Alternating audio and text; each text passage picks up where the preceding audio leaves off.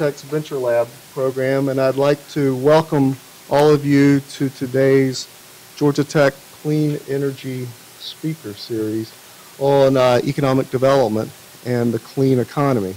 I'd also like to welcome a number of you participating over the webcast, and particularly like to thank those of you in the upper Midwest. I think we have some folks from North Dakota on the webcast, as well as some folks from Canada participating. So welcome.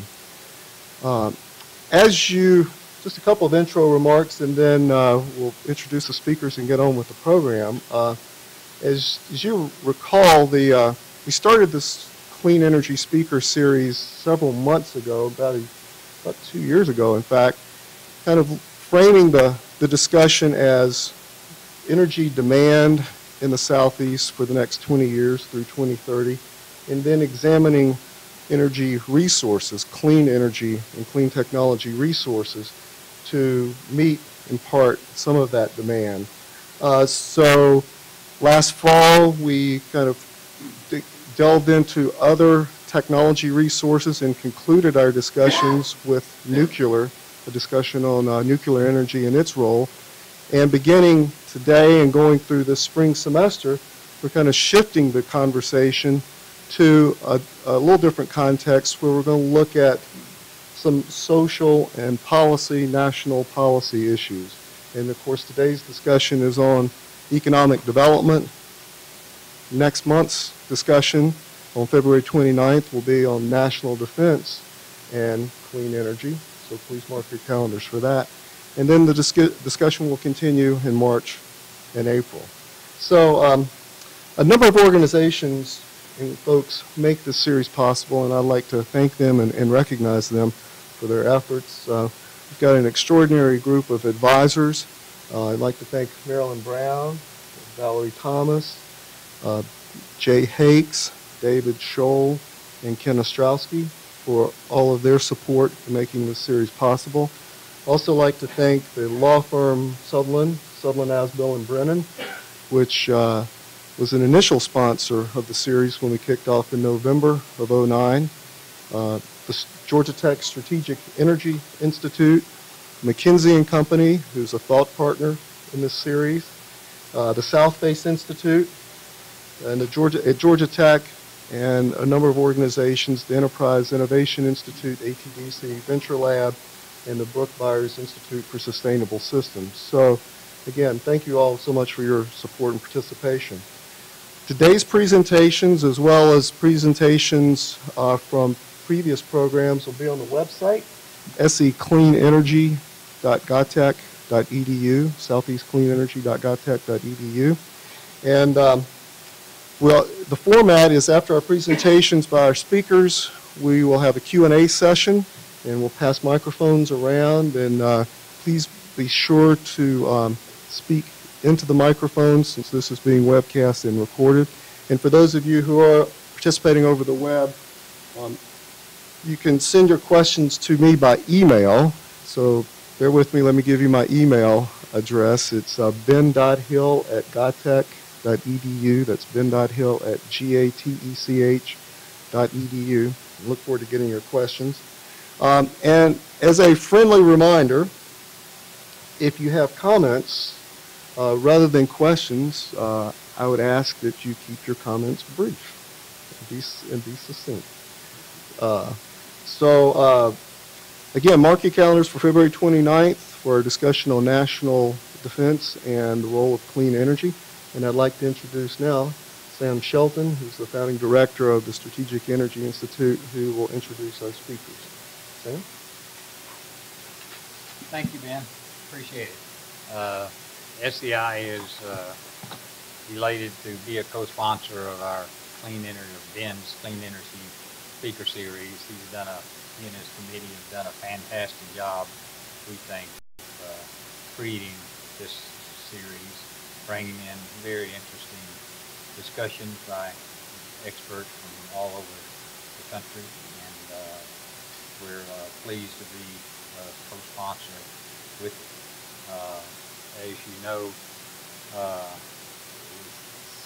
seminars are multitudinous on campus. There are many seminars on campus, and sometimes it's hard, not sometimes, always it's hard to get a seminar have visibility on campus, particularly off campus. And Ben and his committee have done a fantastic job, as is represented by all of you here.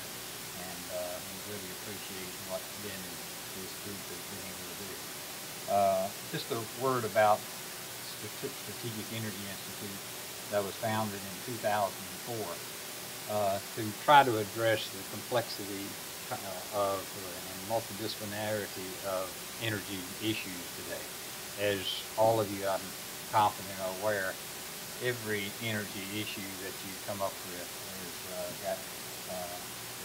multidisciplinary and requires many experts from lots of walks of life. And on our campus, we have worldwide experts that are known worldwide that we can go to, and that can come together and work in a multidisciplinary fashion. And so what we try to do is coordinate and facilitate and encourage these types of interdisciplinary activities to work on projects that hopefully are high impact energy technology projects that and we always work with a outside private industry or government agency in order to carry out that project and try to facilitate it, and they vary in many ways. And we're not a funding source, but people do come to us from outside looking for expertise and looking for broad help in many areas. So if you're interested, contact us. We're on the web at energy.govtech.edu. And it's a pleasure today to introduce the speakers and be here for this economic series that has had recent emphasis by Ben. And I myself am always personally interested and have a personal bias toward more economics in our energy studies. Having been a energy systems designer and researcher for 35 years, the biggest constraint we always deal with is economics. And yet we don't hear enough about that economic constraint. So I'm personally elated to see this recent emphasis on economics. And we certainly have a panel of 3 people today speaking that can help us a lot with looking at the economics and being cognizant of the economics of the clean energy options that we have today. First, we have Robert Poland, and he is a professor of economics and co-director of the Political and Economic Research Institute at the University of Massachusetts, Amherst. He is widely published for many years and on a wide variety of topics. It's interesting to see the areas that he has worked in over the past decades that he's been active in this area. He's got a very interesting resume if you want to go look at it. He's the author of 8 books. He's serving currently as a consultant to DOE on some of the topics he's talking about today. And he's even been a consultant to people like Bill Moyers. He's got a lot of interesting history in his past, and I think it'll bring a lot to us. Second, we have Professor Korczynski, and he's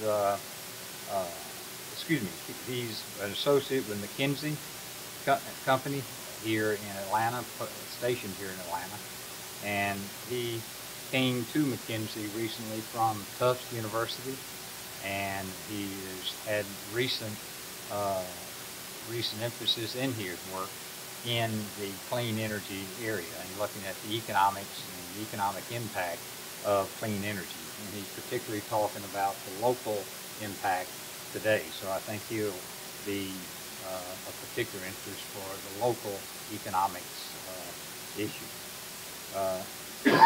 Third, we have Marilyn Brown. Marilyn Brown is one of our own. She is here in the School of Public Policy, came to us from Oak Ridge in 2006. She is currently also a visiting distinguished scientist at Oak Ridge. She's authored over 200 publications.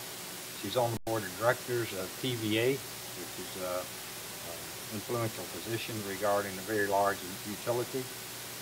She is a member of the Southeastern Energy Efficiency Alliance, the Alliance to Save Energy, and the American Council for Energy Efficient Economy. I think all three of those will bring us a unique perspective and help us in trying to understand the economics of clean energy.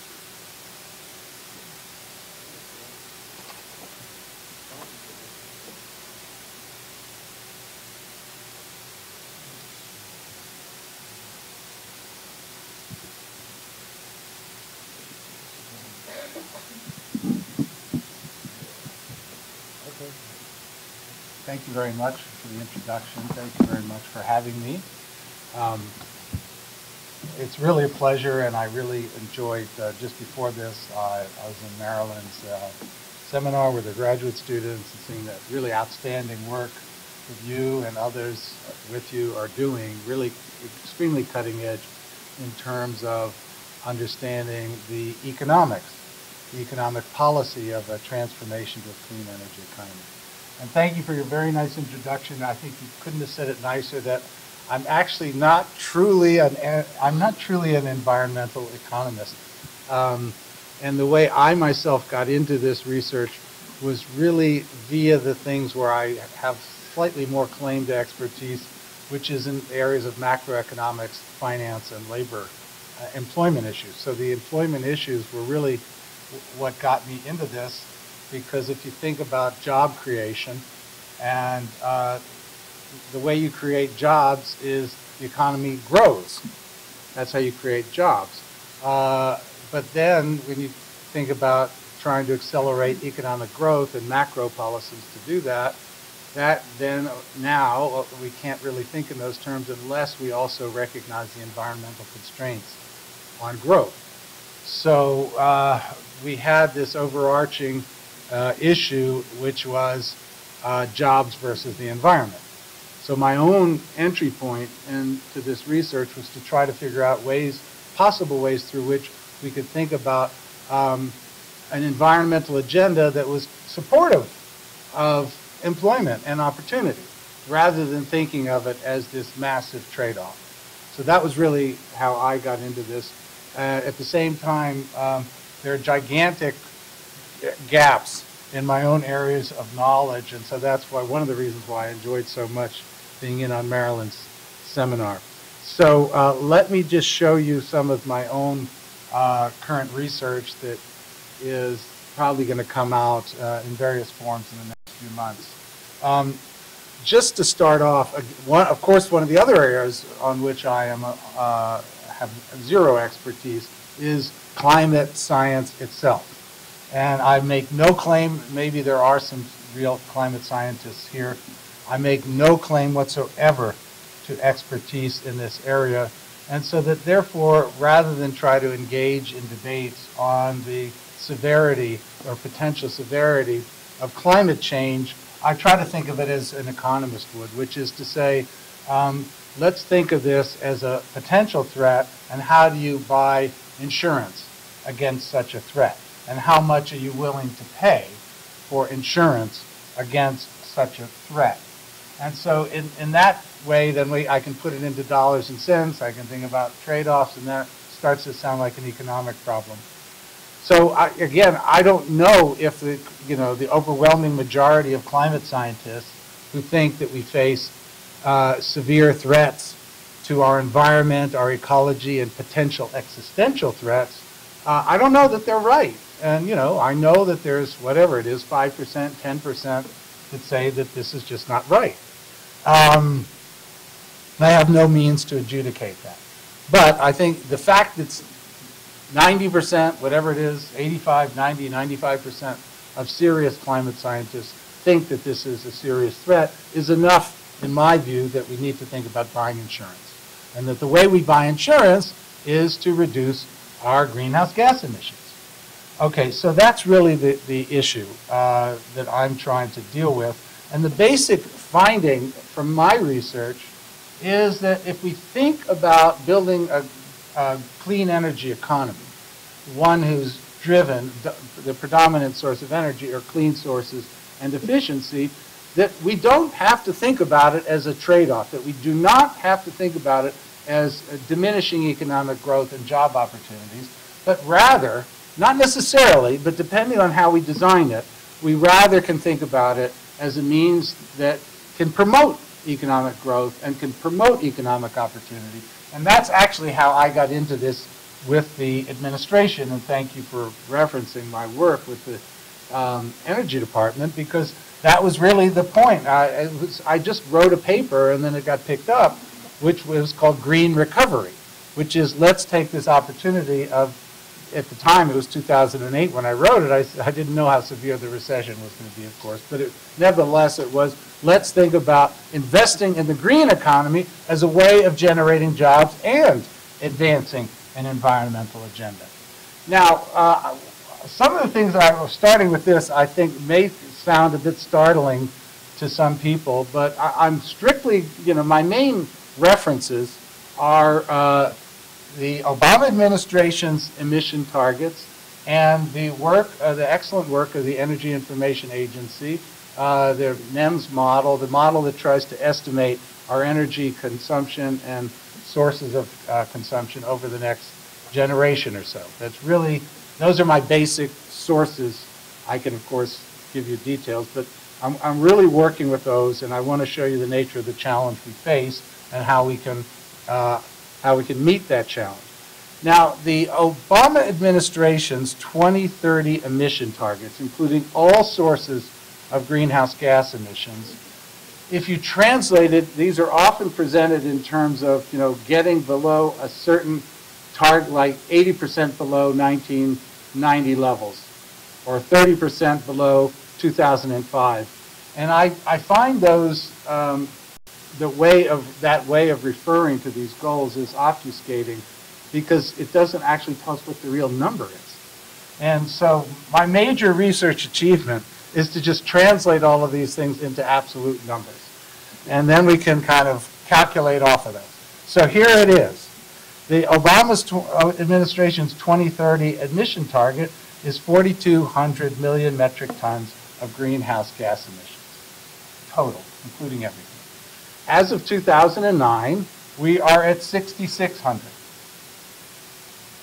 Okay, that means that in order to meet this 2030 target, we have to achieve an absolute reduction in greenhouse gas emissions, not a diminution in the rate of increase, but an absolute reduction of 36% by 2030. Okay, so this is not from some crazy group that nobody takes seriously. This is the Obama administration's actual target. Now, 80% of our emissions come from energy sources, which means that if we keep those same proportions over the next 20 years, 80% from energy, 20% from everything else, that means that we have to lower energy-based emissions by 2030 to 3,200 million metric tons.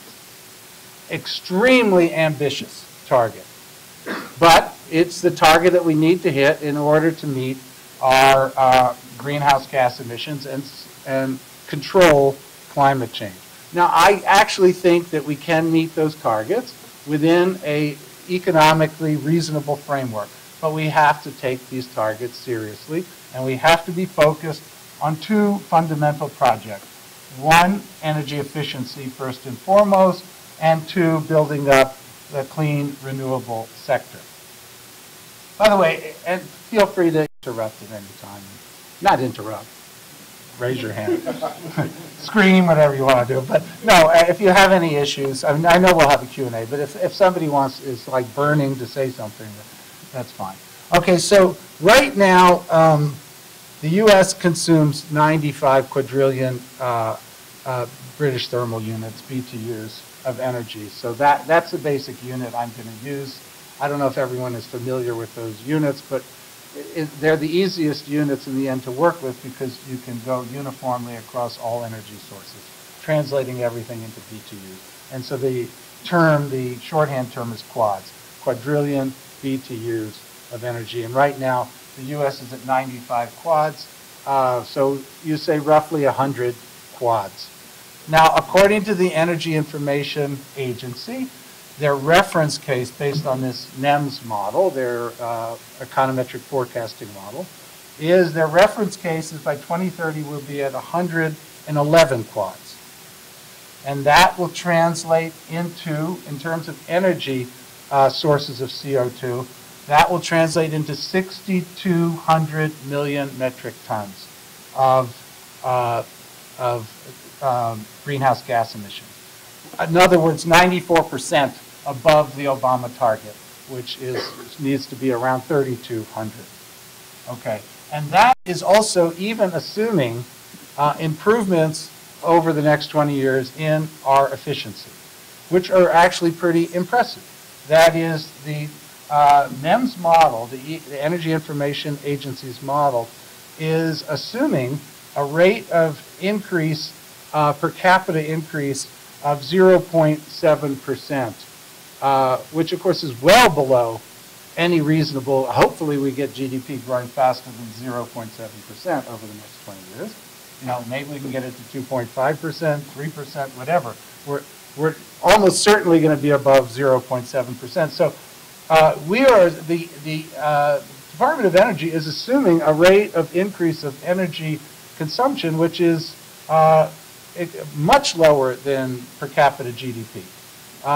And so they're already building in pretty strong assumptions about efficiency.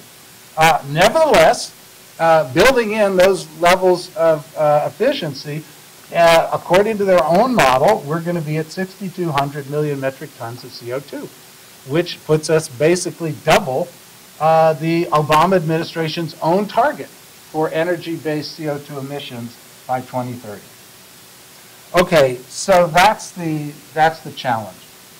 Now, according to the research, and I only can do a very quick summary here, but I'm sure you'll be able to have a lot of good questions on it, but I'll just give you the flavor of what we're doing, is that I think, and my co-authors think that what we really need to do is get to an economy at which we're operating at 65 quads, 65 quadrillion BTUs, or thereabouts, 65, 70 quads. In order, there's no way, in my view, to reach the Obama target, which is essentially the target that will enable us to stabilize temperature, by 2050. There's no way that we can get there unless we're somewhere in that range of 70 quads total by 2030. So 41 quads less than the reference case, 25 quads, 30 quads less than today's level of consumption. And what my calculations are that we can get there through something less than about $2 trillion of investments in energy efficiency to get to a roughly 65 quad economy. So I have it there as 1.8 trillion or 90 billion a year. Now there's people here that know a lot more than I do about the main sources of energy efficiency. Just to basically summarize quickly, we need these major efficiencies in all areas, that is in the building sector, industrial sector, and transportation sector. In the building sector, what are the main sources of efficiency investments? Insulation, heating, cooling, and lighting, basically everything. And we know how to do these things. I'll talk a little bit more about that in a second in terms of financing. In terms of the industrial sector, there's a lot of specific industry, specific types of investments, but the single most important cross-cutting investment is what we were just talking about in Marilyn's seminar, is combined heat and power systems. Investing in combined heat and power systems is the single best way to achieve efficiencies in the industrial sector. In the transportation sector, it's really, unfortunately, in my view, unfortunately, all about auto efficiency. I mean, I would like to say we need to also invest a lot in improving public transportation, and we do. The problem with investing in public transportation is that it already constitutes so small a fraction of the overall transportation sector that one of the things we've calculated, double the use of public transportation in this country. Double it over 20 years, which is implausible, okay? It won't even make a dent in terms of efficiency gain. It's still important to do it, and it's pretty expensive actually, but the real source, the real action has to be in improving auto efficiency standards. And in fact, the administration, along with the auto companies, have now agreed, as you all probably know, on this standard of 54.5 miles per gallon by 2025. And I do think that if, assuming we can get there, that will get us a lot of where we need to be with respect to the transportation sector. Now, how much does all this cost? And I'm going to break down a little later what I really mean by cost, because actually, in the end, it's all savings, certainly in areas of efficiency. But the initial upfront costs, basically a lot of what I've done is weighted these various things, broken them down, and then reconstituted and come up with an average. The average cost for 1 quadrillion BTU, 1 quad of saving, I calculate as being $37 billion per quad. So we're at 95 quads right now. If we say we have to be at 65, that's 30 quads. It's $37 billion per quad of saving relative to the EIA reference case. Now, the interesting thing, it's good to have somebody from McKinsey here, is that, we did all these calculations independently, and then I looked at McKinsey's own work, and McKinsey's came up with $38 billion per quad. So, and one thing about McKinsey is they don't really tell you all their methodology. That's okay. I'm sure, and I know it's good, so because we came out to the same number, but it was reassuring that basically we came to the same answer, that that's really what is necessary. Now, in order to think in these terms, these are capital expenditures with high rates of return. This is not just money that gets spent and you never see it. When we think about efficiency investments, for example, in building efficiency, you get, 3 to 5 year payback. And meanwhile, for your capital expenditures, you are reducing your energy bills by 20, 30, somewhere around there. So we can't just think of these as costs. We think of these as investments that require a decent system of financing. So this table gives you, I don't know if you can see it, gives you more the breakdown according to the 3 areas of building, industry, and transportation. Just really quickly, how much more time do you think I have? 15 minutes. Oh, okay, 15 minutes. Okay. Okay, well, so basically what we're saying is, buildings relative to the reference case, this is the 2030 EIA reference case, we're saying we need to be at 46% below the reference case, industry 40%, transportation 40%. Overall, we need to be at roughly 45% below the reference case, and we calculate out the capital expenditures necessary to achieve that. As I said, it's about $2 trillion, $1.8 trillion. Divided by 20 years, that averages $90 billion per year. Okay. Now, what are the policy requirements to achieve that? Now, as I said, and again, we had a really good discussion in Marilyn's seminar. Actually, I don't think that, this is a really difficult problem. Because you're saving businesses money. You're saving households money. The point is that you have to organize the financing such that the upfront costs and the upfront risks are distributed in an equitable way, in a good way, and you need the market, the financing market, to mature in order to achieve these kinds of savings. So there are innovations that are starting to take place. We were just talking about some of them. One of them is in terms of in the residential area, on-bill financing. That is, if you invest in an energy efficiency upgrade, the costs are paid for through your savings. through your energy bill. And that enables an ordinary household to get these energy efficiencies without having to put up any money whatsoever. But they also are going to pay because if they don't pay essentially this loan, then their utility, their energy gets cut off. So this is one good financing mechanism, and another one is PACE financing, in which this would be more for commercial buildings, in which the savings would come out of real estate taxes. Same thing, so that the incentive is you must pay your real estate taxes. You don't put up upfront money, but when you get your savings, the savings help pay for the upfront expenditures that is coming from a third-party source. Those are the types of financing innovations that need to take place and are starting to take place, and those are the types of things that need to get incentivized in order to enable these efficiency investments to occur. Okay, so step one is to get the economy down within a range, and these are ranges. I don't stick to a single number. 65, 70 quad economy.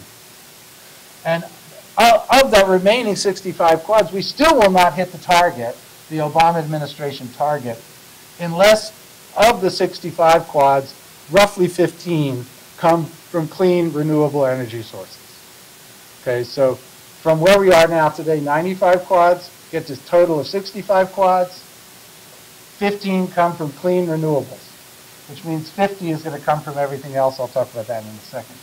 Okay, so in 2009, all renewables constituted 7.5 quads, and the reference case of the Energy Efficiency Agency for 2030 is 15 quads. So doubling of capacity of renewable. They are already assuming a doubling of renewable, but 80% of their reference case, the renewables, is from biofuels and biomass and hydroelectric. Of those, hydro is at about 3 quads. So most of what they're talking about is biofuels and biomass, and not all of that is clean energy. In fact, a high proportion, if we're talking about corn-based ethanol, essentially, when you look at the full cycle of producing it and consuming it, does not really do anything in terms of environmental benefits relative to burning fossil fuels. So we need to move away from corn-based ethanol, but a lot of the activity that the EIA case for 2030 is about corn-based ethanol. What we really need is to see 12 of the 15 clean energy quads from renewables coming from wind, solar, and geothermal, and clean biofuels, such as cellulosics, basic waste materials. Okay, now again, this is not very good to read, but this comes directly from the Energy Information Agency. It's a very, very interesting table that I've essentially reproduced and then just recalibrated in terms of quadrillion BTUs.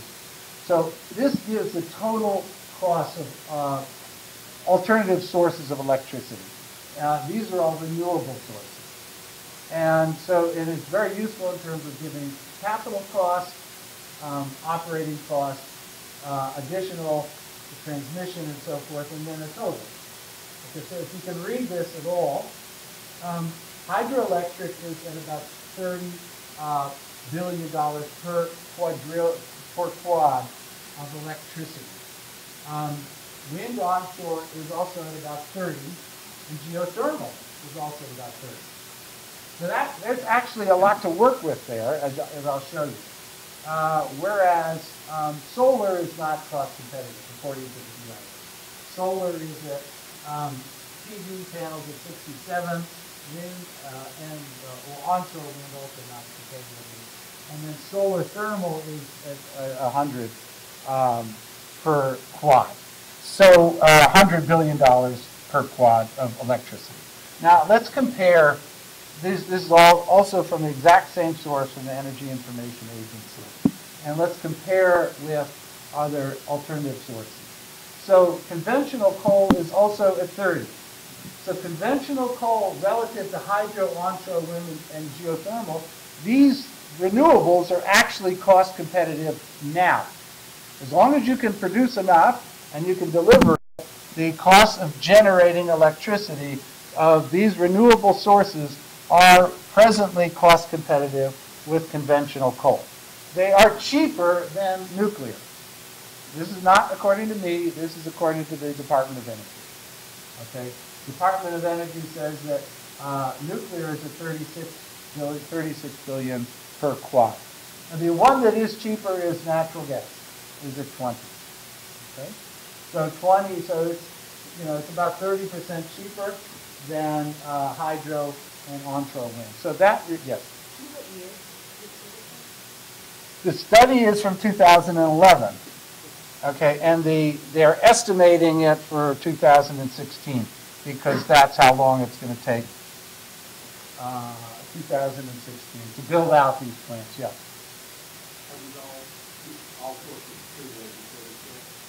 Yes, okay, and again, everything converted into quads. Is this per quad of electricity produced or per quad of Electricity. heat saved? Oh, I'm sorry, what? Of compressed heat saved? No, of delivered electricity, yes, yes. Okay, so now the question then is how do we expand renewable capacity? Now, according to our estimates, again, 5 minutes, okay, based on the EIA material, is that the capital cost, the table that I just showed you, capital costs, okay, to expand the capacity is at about 30 billion per quad. I'm not talking about solar now, so we can talk about solar and Solyndra and all that if you want, but solar is more expensive. It's not ready to be commercialized. According to the EIA's figures, if they're right, that means that we can expand to 15 quads of, 12 quads, I'm talking about, of wind, geothermal, wind and geothermal, as well as hydro, at $20 billion per year to get us to 15 quads. And again, here, I think the major policy innovation needs to be, well, number one, that the government itself needs to start buying this, which they already are doing. Indeed, the Department of Defense is already investing heavily in this area. And so start building out the capacity and you start to get economies of scale. Again, I think it's more important that they do this than any kind of direct subsidy program. Okay, so my remaining 4 minutes. We've got a 65 quad roughly economy. We've got 15 coming from clean renewables, and then we have 50, we need to fill out with 50 quads from conventional sources. Of those remaining 50 quads, I calculate that 20 have to basically be petroleum, filling up cars. We can talk about electric cars, and that I think that has a lot of promise, but talking about the next 20 years, almost all the fleet is going to continue to be driven by petroleum-based energy. So I'm saying 20 of the 50 quads need to come from petroleum, and that means 30 quads comes from natural gas, coal, and nuclear power. And this gives us the greenhouse gas emissions from those sources. Of course, nuclear is zero for existing plants. And so coal is the dirtiest at 95 greenhouse gas emissions per quad. Petroleum is at 63 and natural gas at 52. So then finally what I do is just spin out these alternative scenarios through which we can hit this, the Obama standard through some combination of these sources, conventional sources, supplying 50 quads of energy. So I have 4 scenarios. One in which we use, right now we're at about 9 quads of nuclear energy. So I have one in which we have 5 quads of nuclear, one in which we have 10 quads of nuclear, and then 2 in which we assume that we don't want any nuclear power, so we have 0 nuclear. And the question is, how do you can you hit the Obama administration emission target? And the answer is yes, you can, or yes, we can. Right, okay. So you can do that in all of the scenarios except for one in which you have no nuclear power and you rely on coal as a substitute.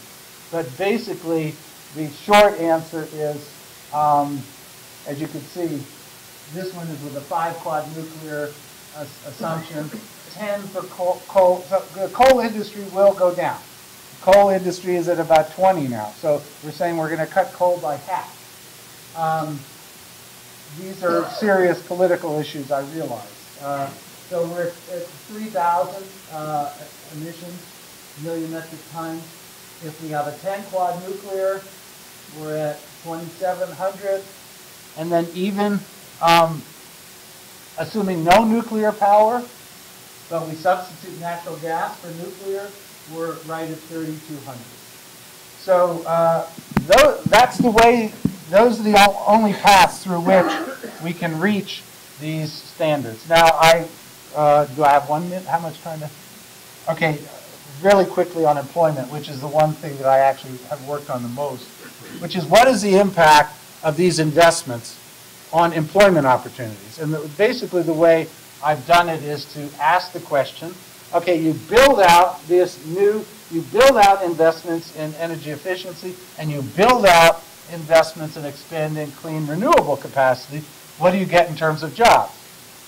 That's basically what I do. And then I say, okay, but we have to subtract the job losses in the conventional energy sector that are going to contract.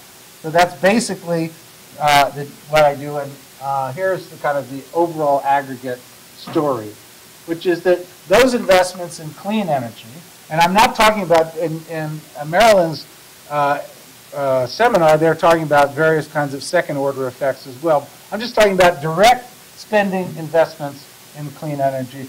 You get about 17 jobs per $1 million of expenditure. Whereas what happens is that maintenance of the fossil fuel or the conventional energy sector is very, very capital intensive. Essentially, the creation of a new energy sector based on efficiency and renewables is 3 times more labor intensive. So you create a lot of jobs.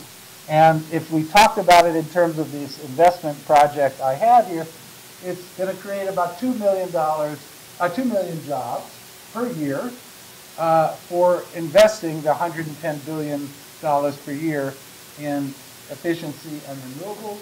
I subtract out, as I say, take dollar for dollar, every dollar you spend in efficiency and renewables is subtracted from fossil fuels.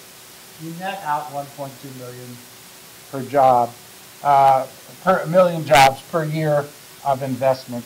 And so the conclusion is that we can reach the goal, but we have to do major investments in energy efficiency to get the economy to roughly a 65 quads.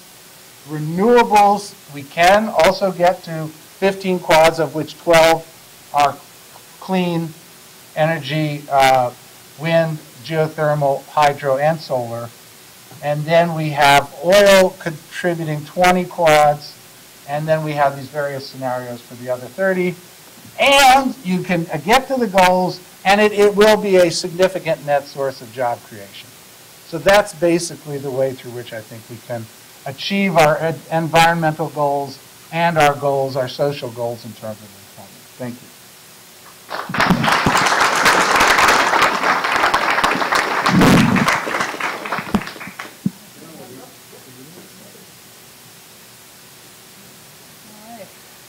That was a great talk, Bob. Thanks.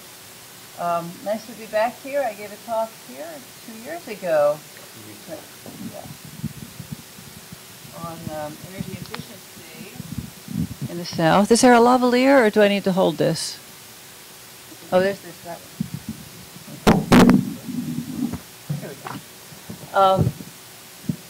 I am going to focus most of my remarks on the job generation potential of energy efficiency investments. And it's kind of interesting because I've been at this work on energy efficiency since the 1970s. I know, couldn't be possible, but yeah. But as you work through the sort of decades of my life in energy, the rationale for needing more energy efficiency has evolved. Back in the 1970s, it was all about energy security, right? The Arab oil embargo, 73, 74. And then you get into the 80s, and it's all about trying to remain economically competitive. We have power plants construction at record expenses, needing to avoid new power plants by being more efficient in our electricity use was a theme. In the 1990s, we had the Clean Air Act in 1990 was amended, and we had a big push on criteria pollutants and trying to avoid acid rain, and clean air was a SOx and NOx criteria pollutants were the focus of energy efficiency. In the 2000s, we had climate change. We had the IPCC report of 2007. We had the Inconvenient Truth film and all of that, and everything was about energy efficiency to avoid CO2 emissions. And now we're in the 2010s, and it's all about green jobs. Isn't that great that you can have a career focused on the same topic, but be able to sell it in so many different ways? It really is a good investment for so many different reasons. And so I'm going to talk about some of the prior work that I did in energy efficiency in the South and renewable energy in the South, and then just give a quick overview of where we are on energy efficiency in industry with a focus on combined heat and power. So I did also want to be sure to acknowledge those who have contributed so much to this work. My colleague Paul Baer against the wall there, thank you. Ben Deichman here, raise your hand, hi, and Gungwon Kim, all been working on this for a couple of years now on the job impacts of efficiency, renewables, and combined heat and power. So the goal is to examine the expected employment impacts from clean energy investments. We first do our national energy modeling system. We've got that at Georgia Tech running.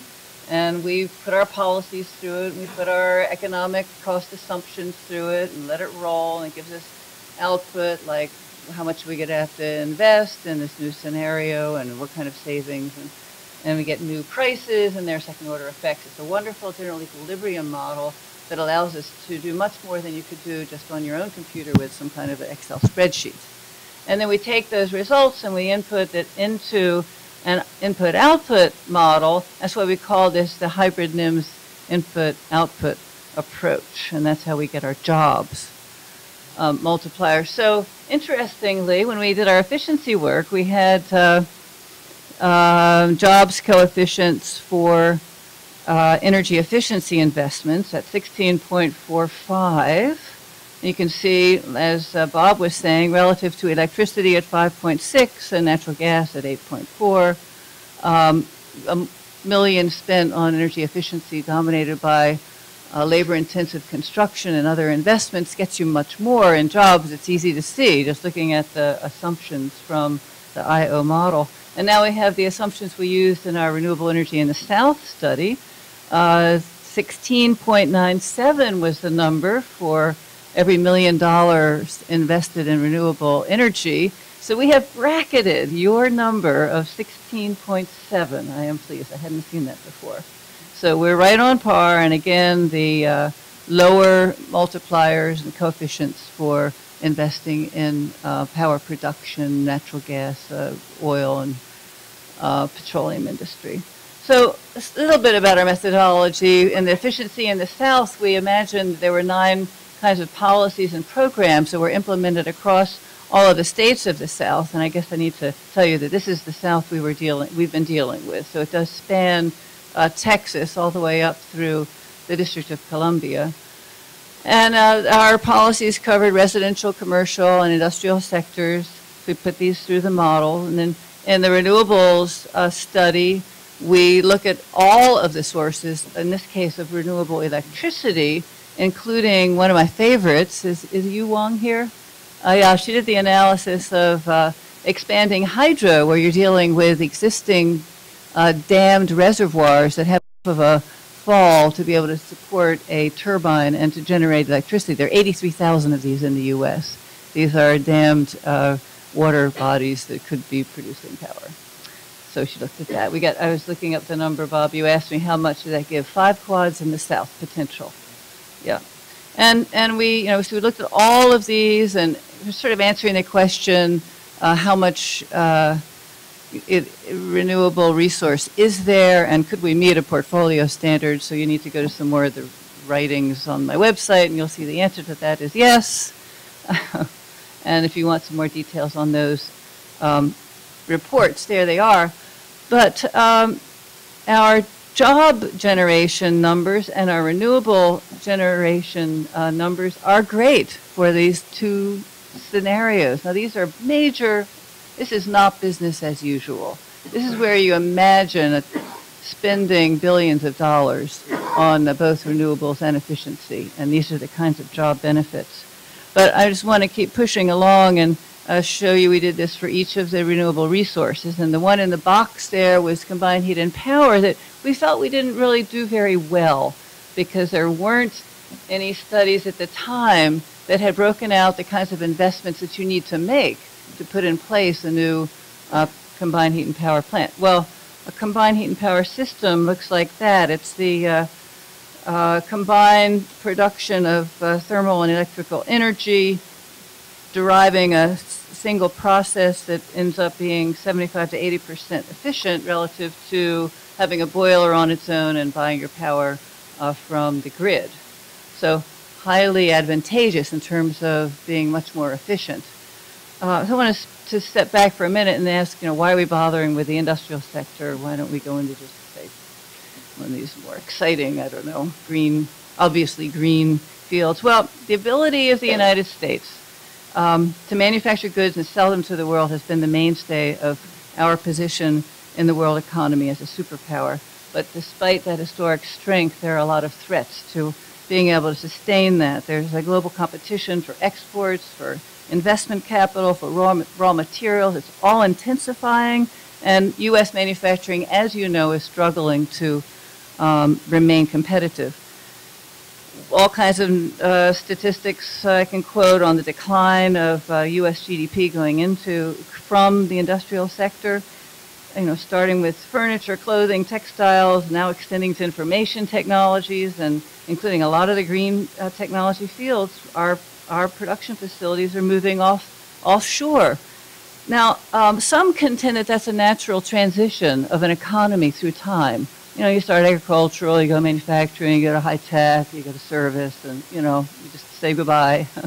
Sell the manufacturing, you're on to the next higher value added. But in fact, we really need to maintain our domestic competitiveness. And I was very impressed by a study of a couple of Harvard economists, Pisano, I don't know if you know him, that talk about how if you don't have the product manufacturing, you don't have the process and product innovation, that they are intertwined. You got to have the co-location of manufacturing and process design. When manufacturing is exported, subsequent generations of U.S. inventions and innovations may also be compromised because you don't have those process engineers. They've gone abroad.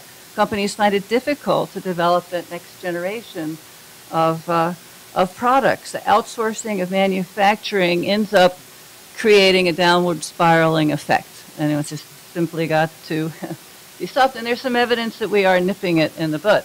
So one of the ways to be able to sustain that domestic industrial base is by being more energy efficient, by having a leaner manufacturing process. And combined heat and power is a major step toward allowing that in our own industrial, energy-intensive industries in particular, like chemicals, pulp and paper, food processing, et cetera. So this is an illustration, a little chevron there, of the kinds of things you need to take into account when you're considering the job impacts of investment in combined heat and power. You need to consider, first, you've got to install the equipment, and there's some operational costs. You've got to buy some fuel, and then there are various changes that occur, second-order changes, like the introduction of a lot of combined heat and power does use more natural gas, so you have natural gas prices perhaps rising, and second-order effects in terms of reductions of consumption elsewhere because of the higher prices. So these are the sorts of things that we run through. And we try to do this very rigorously, thanks to very competent students. They run through all this analysis. Jay, we love NIMS. I know it's not perfect, but it's the best in the world. So here we're looking at what would happen if we could push combined heat and power 15% higher in the year 2035, needing approximately 73 or 4 gigawatts of power consumption. So add 15%. What kind of an impact would that have? Well, it would result in more natural gas consumption, 8% in the industrial sector. Those industries would not have to buy as much electricity from the grid because they would, in fact, not only would they not buy from the grid as much, they would sell to the grid. So they now have a new revenue stream offsetting the costs of that investment that they've had to make. Now you might think then, since gas prices are rising, you're going to see a lot less consumed, but you know, residential sector, this is just as an example, consumption doesn't really change.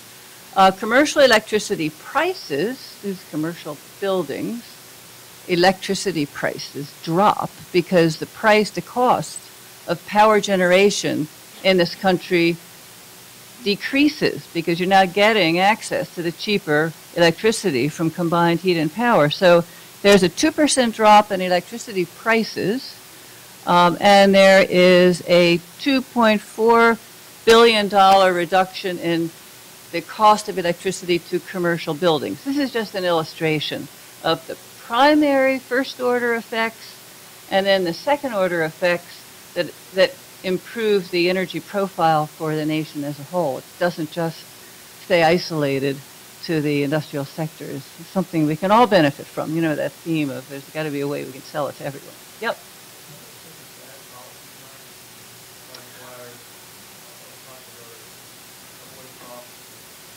It does assume a static policy environment. However, changes are needed in the policy front to make this happen. And what we're modeling is a slightly less expensive system that's purchased and a slightly more efficient set of turbines and equipment. We're modeling the equipment, but really the policies in this case, according to NIMS, this is what would happen, but policies could ensure success. And there are policy difficulties. They're like Sarbanes-Oxley. You've got to divulge what you're investing to your shareholders, and people see, oh, you're investing so much. Yeah, but we're saving. No, but you're investing. Then there's the problem with output-based emission standards. So it's hard to get penalized for consuming all that power, even though you're producing all that energy. And then there's the difficulty getting long-term power contracts. So lots of issues that the policy world can deal with. This is my next to the last slide. I wanted to show you that when we evaluate job impacts, we're not just saying what kinds of jobs we'll be adding. We're also asking what kinds of jobs will go away because, you know, the electricity provider is no longer going to be employing as much. There is going to be maybe more, there's going to be more natural gas consumption, but perhaps less coal and less oil. So you have to run through the adds and the subtractions, and you end up in the year 2035 adding about 60,000 jobs is the net in 2035 when you subtract the below the line from the above the line. So you know, we're doing direct, indirect, and induced effects across the economy. So in conclusion, we do have a big energy efficiency gap. It's not just isolated to the industrial sector. There are a lot of barriers that, if dealt with, could unleash investments in energy efficiency. And I particularly like the idea of a leaner manufacturing base because I should have said triple dividends for jobs. Maintaining jobs in the United States, creating jobs by investing in efficiency and construction, and making green products more competitively, manufacturing green products that really triple dividends. Thank you.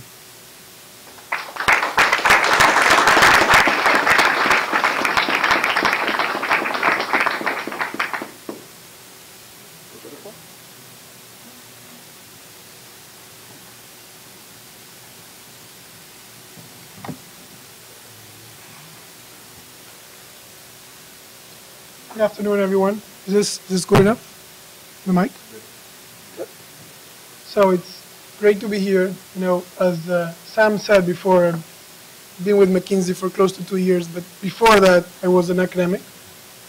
So I'm a recovering academic. And in case of, so for the many of you who consider themselves a recovering academic, so one of the great things about McKinsey is that we hire recovering academics. So think about that. So because I was an academic, it's great to be back in an academic environment. So it's especially good for me to be here. But because I also was an academic, I know how tough it is to sit through a seminar after lunch.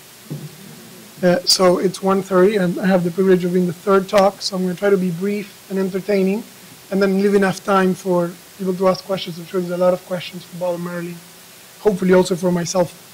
We'll be shifting gears kind of dramatically here from a sort of a public policy perspective, national, regional, how do we do to attain environmental goals and creating jobs, to a much more local, private sector-based approach. The story of the work that I'm going to present is the Metro Atlanta Chamber of Commerce, which is one of many sort of chambers of commerce in the region, the only one that has sort of Metro Atlanta reach, sort of contacted McKinsey to actually do a study that essentially said, answer the questions, how can we create jobs through sustainability-related efforts? So this is a private sector effort, which by definition, if we leave sort of pushing for policies aside, which is a big part, it's essentially what can the private sector do to actually drive job growth on the sustainability space. So we essentially, the first thing we did is decide, okay, what are the 3 drivers that we can pull to create jobs through sustainability? And we can do 3 things. We can actually recruit and grow companies in the clean tech space in Metro Atlanta. We can improve Metro Atlanta's reputation on the sustainability space, this based on the sort of slow but increasingly robust evidence that new generations of people want to relocate in sustainable cities. So if we actually want to become sort of a more dynamic place where jobs keep growing, we have to become more sustainable as a city. Part of that is actually changing the fundamentals, and part of that is managing our image and our communications better.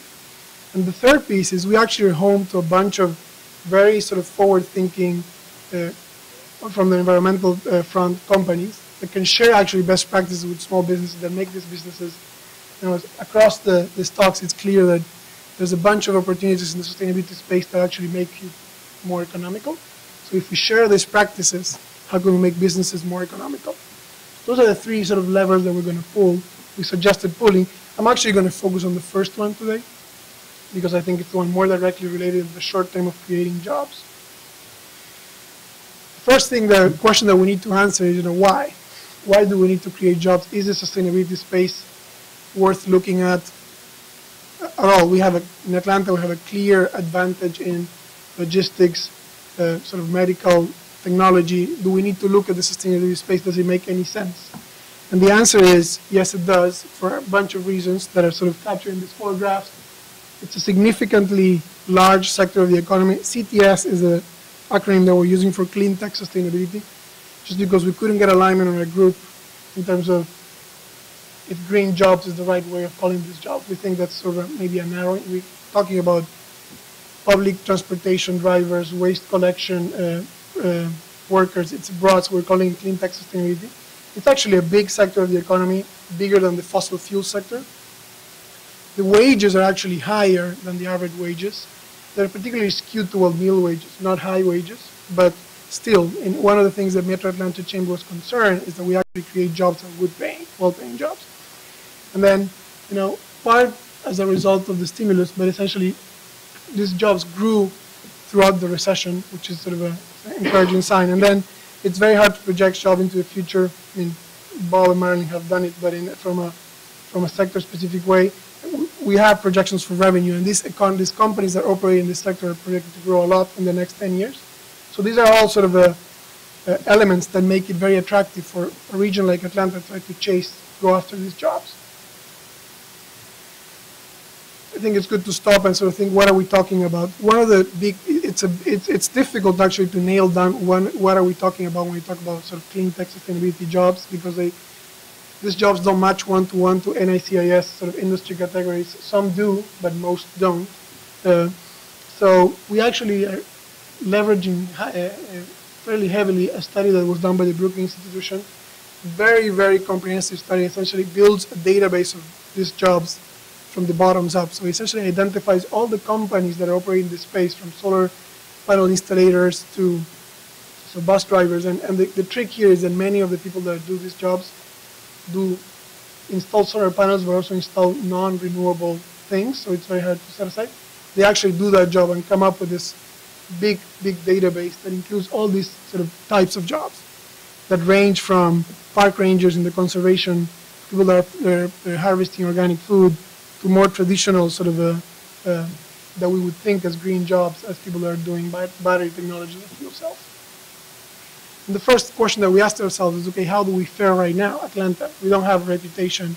And I think Marilyn, from presenting the work of the South in the U.S., knows that our reputation in the South is not precisely to be a environmentally forward-thinking region. So we were actually kind of surprised. If you look at this report where we actually stack up, we're actually fairly high in the number of clean tech sustainability jobs in the country.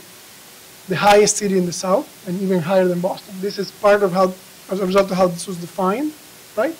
But essentially, we have much more going on than we actually thought. For example, on the recycling front, we recycle a lot in the region, and we have on the building materials from key players that actually do a lot of bringing sort of recycled products, actually building carpets from recycled PET. All this stuff that in this broad definition of clean tech sustainability jobs actually,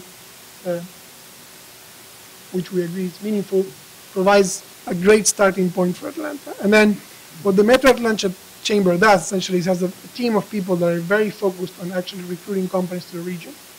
So the question we're trying to answer is, okay, what are the kinds of companies that you guys should go after? Are there any specific regions from this list where it makes more sense for us to actually pay some more attention to? So we just, before I go on, this is sort of how the jobs in Atlanta break out. So there's a lot of jobs in the sort of the conservation front. This is around parks, environmental agencies, a lot of trash collectors, a lot of bus drivers. But if you start moving down, there's a lot of green building that happens in Atlanta, building materials. And then we have an emerging cluster in smart grid, which has been a great topic of conversation where the university has been engaged. A lot of, so you can see that we have a very diverse, and actually the study pointed out that Atlanta has the most diverse clean economy in the nation, meaning we actually operate across a lot of segments. So the process we underwent to actually figure out, okay, what should we tell the chamber? What are the sectors you should focus your knocking on your doors on? Was essentially twofold. One is, let's look at how attractive these different sectors are. And two, let's look at how good they fit with Atlanta, right? So how attractive they are, how big they are, how has job numbers been growing, how the revenue been growing, how much money, federal money is going to the sectors, how much VC money is going to the sectors. Clusterability being the extent to which we can bring a company create a cluster. So are these sectors more prone to clustering or not, or less? What's the quality of these jobs? And then, because we're also thinking about reputation, what's the reputational benefit? We know there's sexier sectors than others, and solar, with all the caveats, is probably one of the sexiest sectors in the country that gives you a lot of, I see, you got a hard hit on the cost. I'm going to give you a good hit on the sexiness.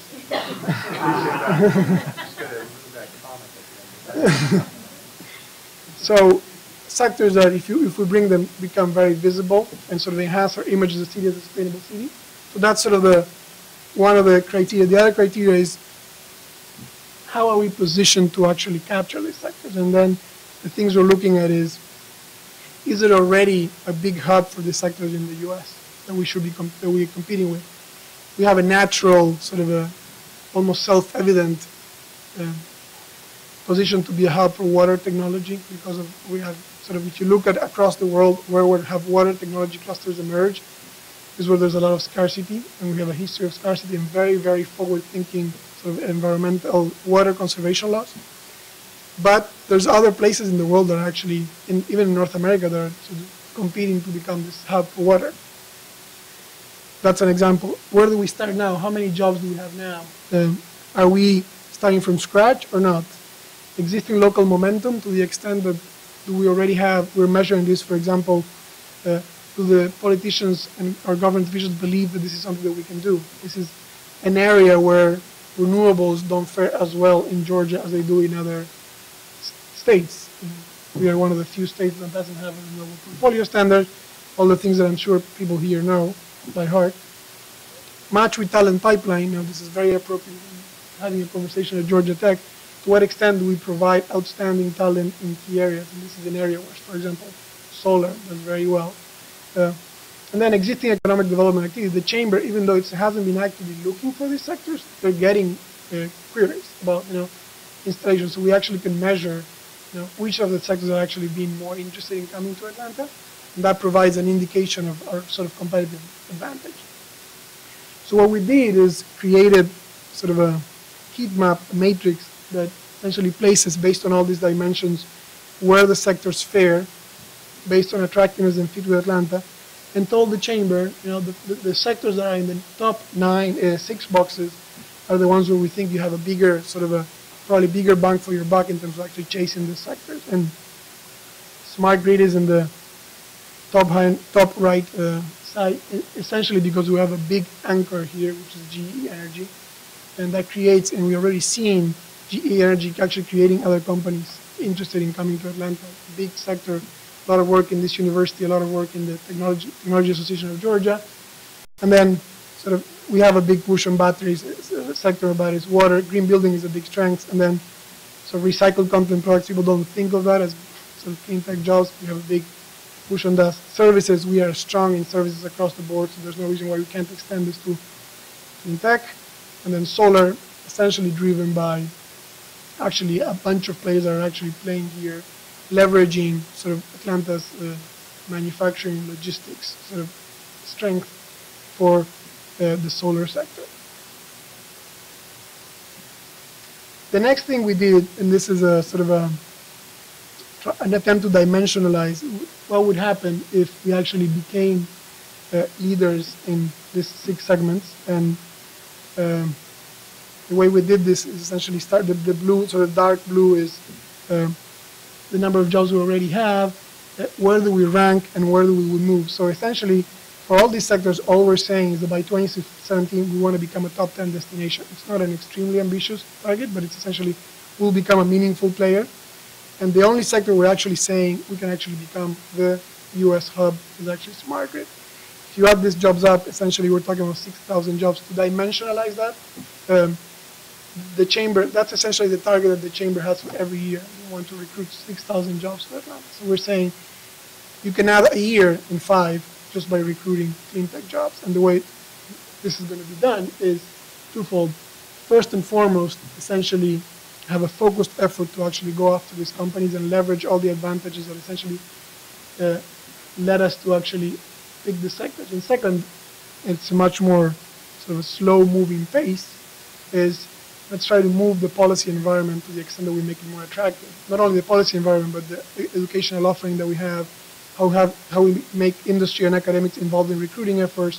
Let's try to move that, align our efforts around these 6 sectors to make sure this happens.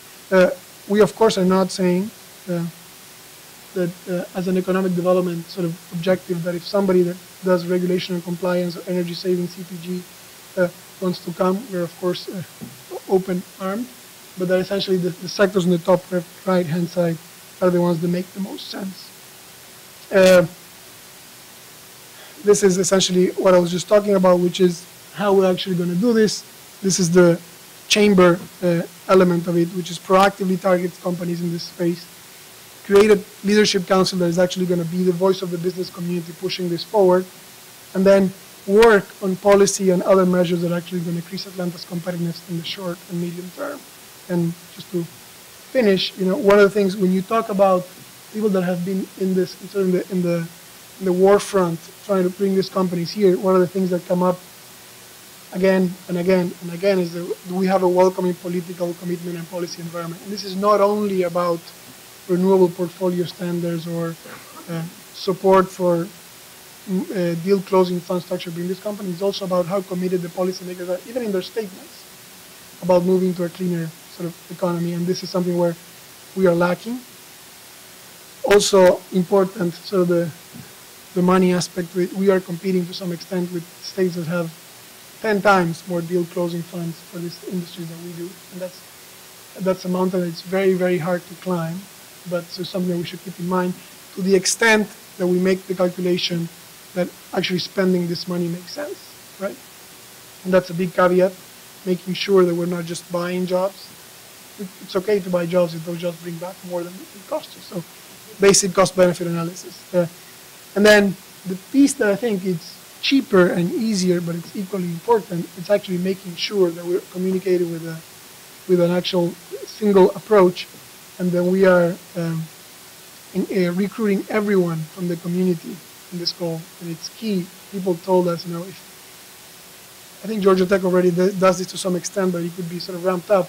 If when we are pitching to a solar company, to a wind company, in addition to having a Metro Atlanta Chamber person, we actually have a professor that can talk about a local talent that goes a long way. So essentially, that's what we're talking about. So again, big shift in focus from a macro policy level to a what can the private sector do to actually increase jobs in the sector. It's 10 minutes to 2, so I'm going to hand it over to Ben so we can have some time for Q&A.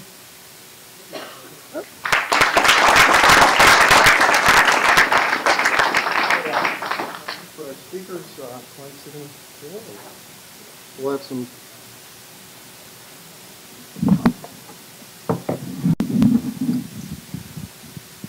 So if you would just pass this. Oh, sure.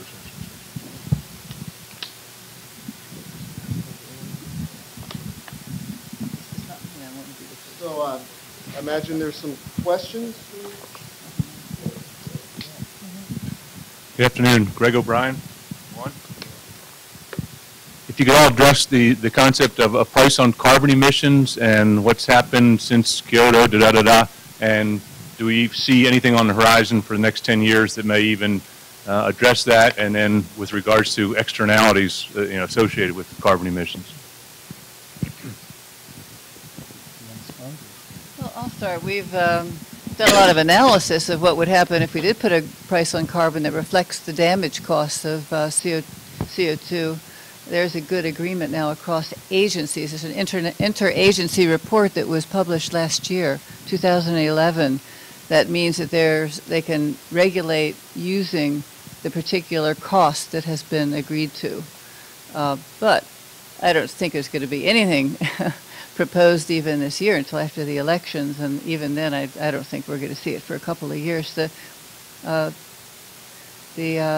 appetite doesn't seem to be there quite now.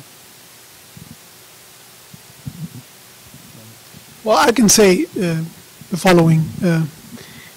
One of the things that we took into consideration when doing this analysis is not to jeopardize, not suggest policies that sort of would jeopardize our current competitive advantage as a state to attract businesses. One of those advantages is relatively clean energy, cheap energy, sorry. Actually, not clean, cheap.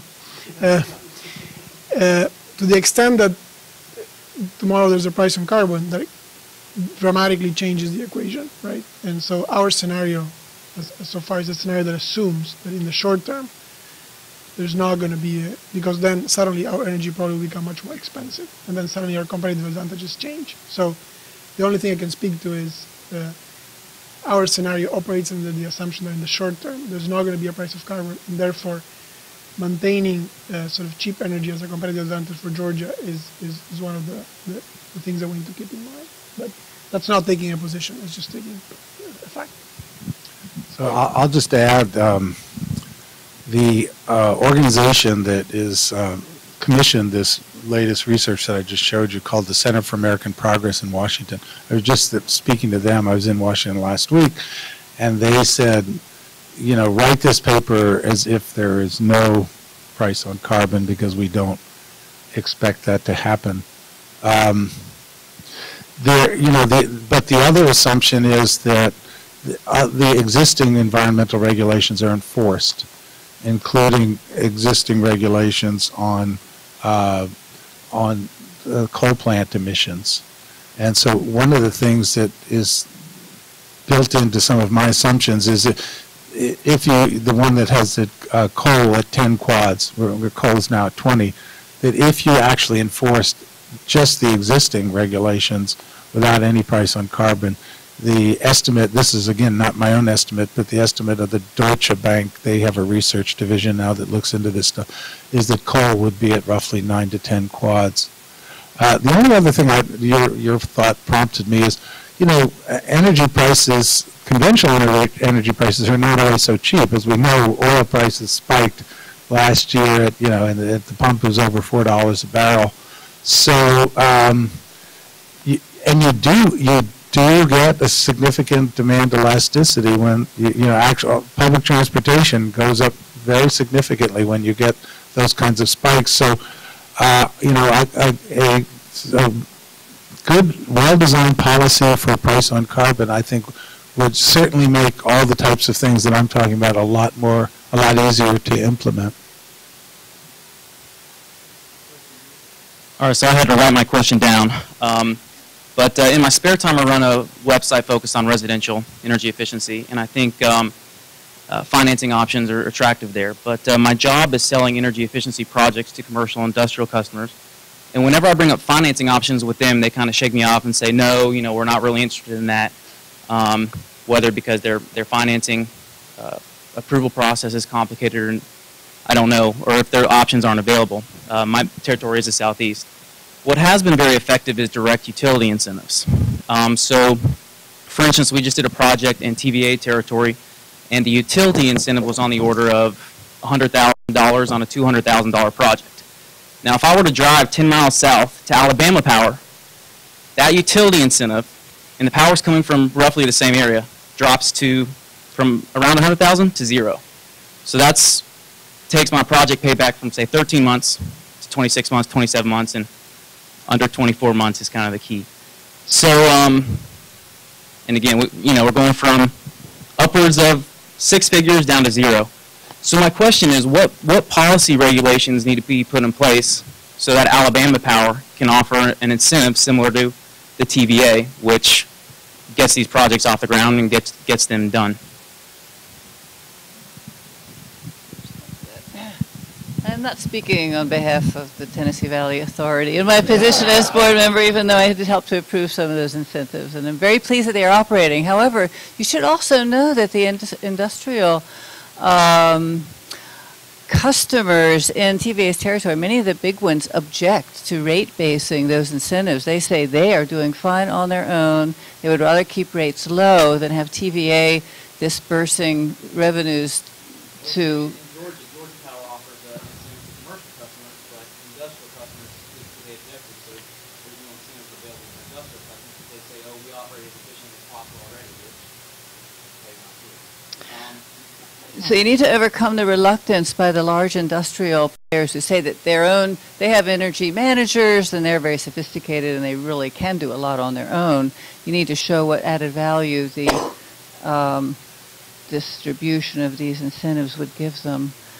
But yeah, we do need to deal with the financing issue.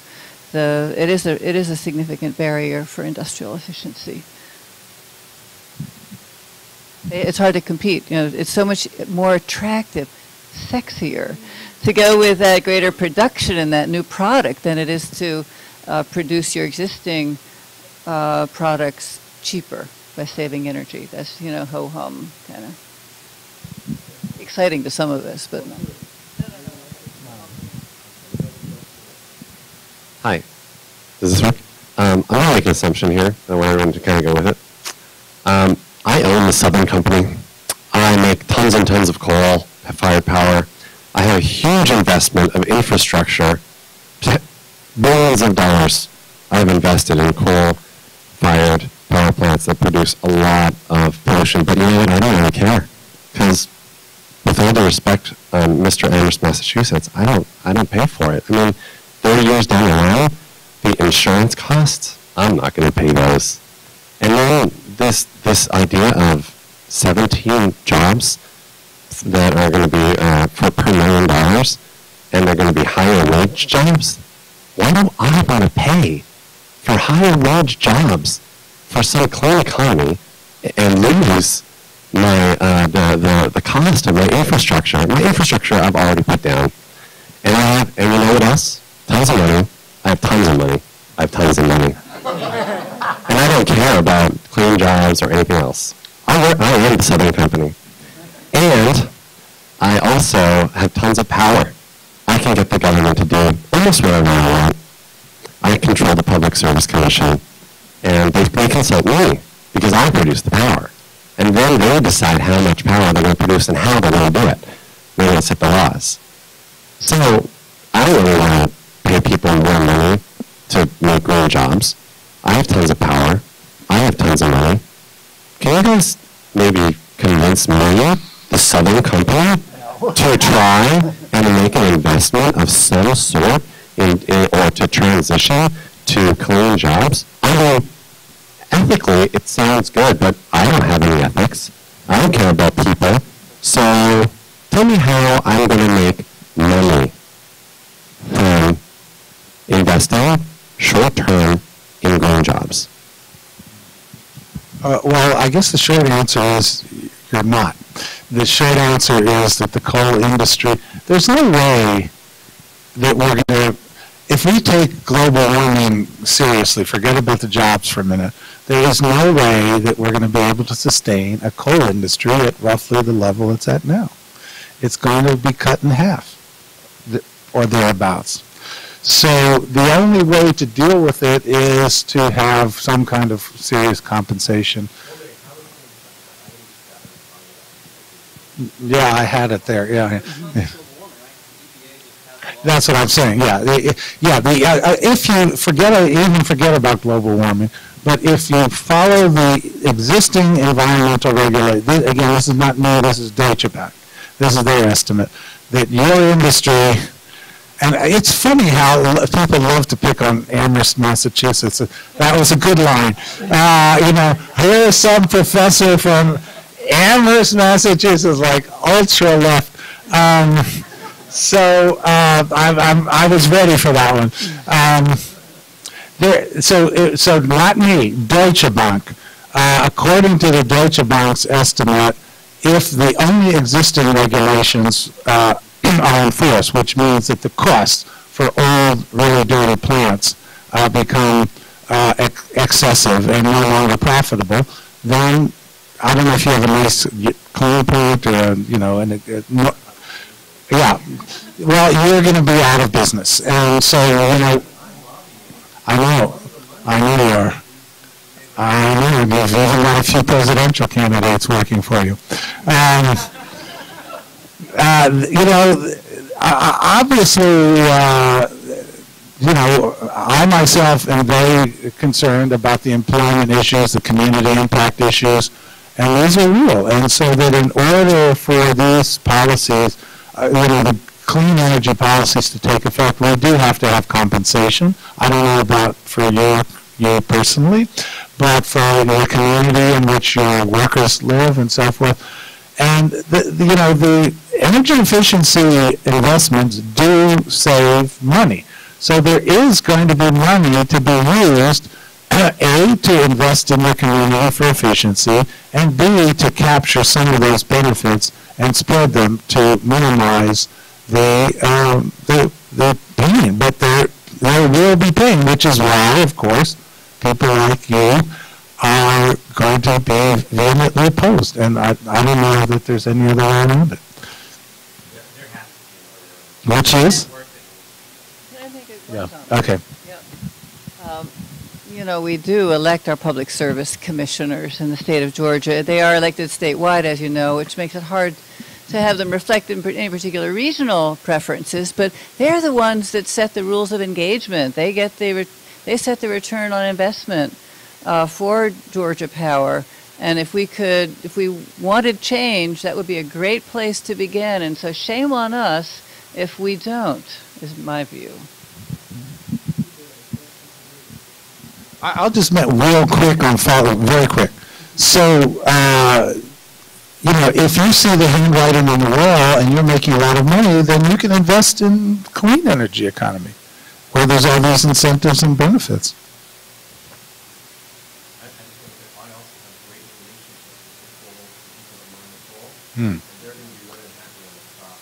I know.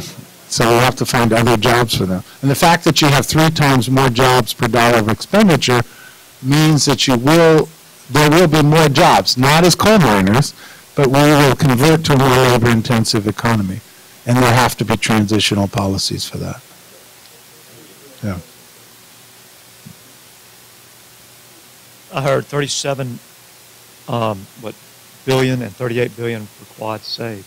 Was there any net analysis of the savings that resulted in the lower consumption, higher efficiency to that number? I haven't done it to the same level of precision, but that is as a step certainly in the, yeah. McKinsey is a big firm, and I cannot speak to it. Certainly the number's sitting there. It just has to be extracted, and I confess I haven't done that one yet. Yeah, I develop energy projects, and I can attest that private funding is available for projects that have an adequate return. We build them every day. The argument, it seems to me, that you guys may be trying to make is a public argument about removing political barriers or policy barriers and what to do with public dollars and how to invest public dollars wisely. A couple of barriers that I see to that argument are you're dealing with a public that has largely tuned out the catastrophic climate change argument. I mean, we're in election year, environmental concerns are way down the list. And with all due respect, I think claiming that you're only on the side of the angels to the extent that you think utilities are evil is a losing argument also. How do you convince people that using public money on energy and clean tech is more advantageous than other sectors? Because as Bastiat taught us, there's an opportunity cost to everything. And so where does money spent on energy compare to money spent in other areas? That seems to me to be the argument that has to be won. Otherwise, you're going to lose the argument. Sure. Well, again, I am not a climate scientist, but if the fact is that this is down on the list of concerns, doesn't really matter in the sense that if the science is real, then we have to bring it back up. And so we have to keep doing the research and public discussion to maintain focus on the need to control climate change. Again, my own approach, and I think it's consistent with the other 2 presentations, is that this is a positive engine of opportunity, and that's part of the way you bring it back up. Dollars, you know, that are competing, well, if you're saving dollars, then there's more for other things. If you're saving 30% on your electric bill, then it's not really competition. Now, of course, it's competition in terms of the initial upfront expenditure. Now, if we move into an area where I actually have a little more expertise as financing, if we look at the amount of money that was wasted in a financial bubble over the last decade and the drastic results that ensued from that, if you had decent financial regulations that promoted funds into these kinds of investments, I don't really see it as a net loss at all. It's really getting the financial infrastructure in place through which the kinds of things that we're talking about become kind of part of the natural menu. I have had meetings about this for example, the Natural Resources Defense Council. They actually have a consulting branch for the kinds of development. It's got private financing, no public dollars at all. If there's savings there, that means there's savings there. So, figure out why aren't people capturing it and develop financing mechanisms. I also should say I've also had discussions with Goldman Sachs about this. They think there's money to be made. There is money to be made. We just have to get past these if all the energy that went into developing, weird derivatives that over the last decade, if 5% of the brain power went into developing financing mechanisms for building a green economy, we would be well along, I think, and without even any public dollars at all. I'd like to add to that. Yeah, I think the metrics that we've been focusing on today are all about the great return to investing in green tech. My discussions with industrial manufacturers tell me that their hurdle rates are very high for investing in energy efficiency on their plant floor. They have other priorities, and some of them are environmentally driven. They've got other regulations they need to meet. And of course, we don't really want to break the bank again in terms of a lot of appropriated resources going to this, because we've got to be a better custodian of our treasury. So what we're proposing in our financing work is a small amount of funds to get a large leverage to show organizations, states, municipalities, the kinds of financing innovations that they can put in place, like PACE financing and on-bill financing and tax lien financing and revolving loan fund financing, all of that make it easy. It's on your bill, it's on your property tax, you don't even see it, but what you're borrowing from your utility bill is no more than the actual amount of energy you're saving. So it does take some engineering expertise. You can't, but lots of creative ways to tackle this. I'm with you. There's lots that can be done, and we don't need to spend a great deal of public resources. So this is the last question of the day. Well, good. I'll be brief because you guys actually just answered most of my question. But there's sort of a nuance. I totally agree with the idea that we can't always have this be publicly financed. It's not sustainable. Yes, it can get things going. So as we're trying to transition to it being more privately financed, but there are negative externalities of all coal, and you can name whatever, be it energy issues, security, pollution, climate change, whatever. What kinds of specific policies do you think make sense? Is it a more local or state, for example, PACE? It's not necessarily going to be a national program. Or is it something that we want to do nationally and focus on Goldman Sachs and those larger institutions? Where do you guys see that more of that innovation coming, or is it going to be all of them? Yes. Yeah. Yeah. I think all of the above. Marilyn had the term, and I think it originated with Elinor Ostrom, the Nobel Prize winner in economics a couple of years ago, polycentric approach. All of the above.